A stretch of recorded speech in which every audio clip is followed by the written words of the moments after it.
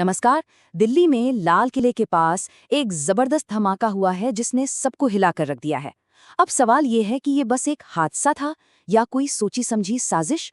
चलिए, आज की इस कड़ी में हम उन सारे तथ्यों को टटोलते हैं जो अब तक सामने आए हैं और समझने की कोशिश करते हैं कि आखिर हुआ क्या था।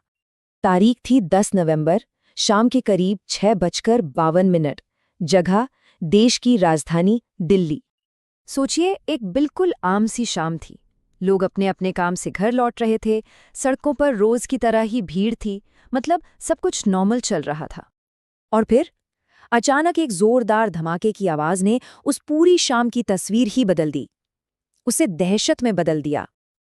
तो ठीक है, धमाका हुआ लाल किले के पास, लेकिन उसके ठीक बाद क्या हुआ, वो मंजर कैसा था?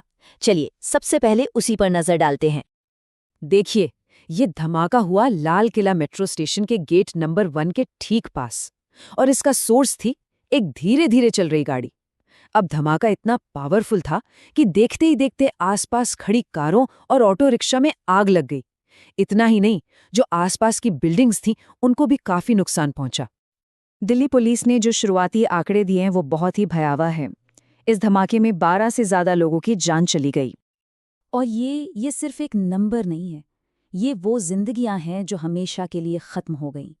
इसके अलावा 20 से भी ज्यादा लोग घायल हुए, जिन्हें तुरंत पास के हॉस्पिटल्स में ले जाया गया। मतलब साफ है, इस धमाके और उसके बाद लगी आग ने बहुत बड़े लेवल पर तबाही मचाई। अब जाहिर है, इन्वेस्टिगेटर्स का सारा ध्यान उस गाड़ी पर है जिससे ये धमाका शुरू हुआ।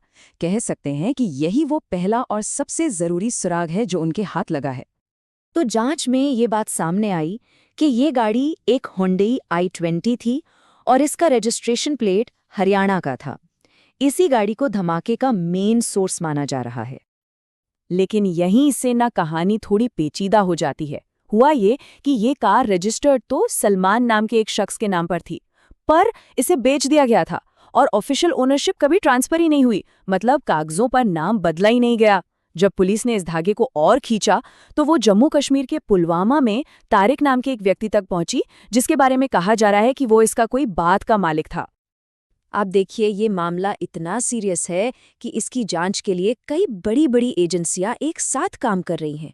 कौन कौन है इसमें शामिल? चलिए एक नजर डालते हैं।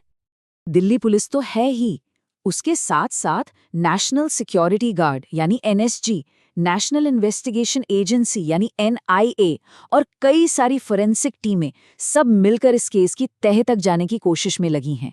मतलब ये कोई छोटी मोटी जांच नहीं है, ये एक बहुत हाई लेवल इन्वेस्टिगेशन है। और मामले की गंभीरता का अंदाजा आप इसी बात से लगा लीजिए कि इस केस में अनलॉफुल एक्टिविटीज प्रिवेंशन एक्ट यानी यूएपीए के तहत एफआईआर दर्ज की गई है। आपको बता दें कि ये कानून आतंकवाद और देश की सुरक्षा से जुड़े बहुत ही संगीन मामलों में लगाया जाता है। तो अब हम आते हैं सबसे बड़े सवाल पर। क्या ये सिर्फ एक एक्सीडेंट था या एक सोची समझी साजिश? इन्वेस्टिगेटर्स फिलहाल दोनों ही एंगल से जांच कर रहे हैं। एक थ्योरी ये है कि हो सकता है कार का गैस या सीएनजी सिलेंडर फट गया हो या कोई बड़ी मैकेनिकल गड़बड़ी हुई हो। वहीं दूसरी तरफ टेरर एंगल को भी पूरी तरह से नकारा नहीं जा रहा है। हालांकि अधिकारी ये जरूर कह रहे हैं कि ब्लास्ट का जो पैटर्न है वो आमतौर पर देखे जाने वाले आतंकी हमलों से मेल नहीं खाता। और यही बात इस पूरे मामले को और भी ज्यादा उलझा देती है। देखिए, शुरुआती फॉरेंसिक रिपोर्ट्स में मौके से कोई कीलें या बॉल बेरिंग जैसी चीजें नहीं मिली हैं। ये वो चीजें हैं जो अक्सर आईईडी ब्लास्ट में छर्रों की तरह इस्तेमाल होती हैं। इनके न मिलने से केमिकल या फिर किसी मैकेनिकल धमाके का शक और गहरा हो जाता है। तो इस पूरी इन्वेस्टिगेशन के बीच कुछ बहुत ही अहम सवाल हैं जो अब भी हवा में तैर रहे हैं, और जब तक इनके जवाब नहीं मिलते ये गुत्थी सुलझने वाली नहीं है। सबसे पहला और बुनियादी सवाल, धमाके की असली वजह क्या थी? क्या ये वाकई एक दुखद हादसा था या फिर एक जानबूझकर किया गया हमला? दूसरा सवाल ये है कि आखिर फटा क्या था? मतलब किस तरह का एक्सप्लोसिव मटेरियल इस्तेमाल हुआ? इसका पता तो खैर पूरी फोरेंसिक रिपोर्ट आने पर ही चलेगा। और फिर आता है सबसे बड़ा सवाल, इसके पीछे कौन है? अगर ये एक हमला था तो इसे किसने किया और क्यों किया?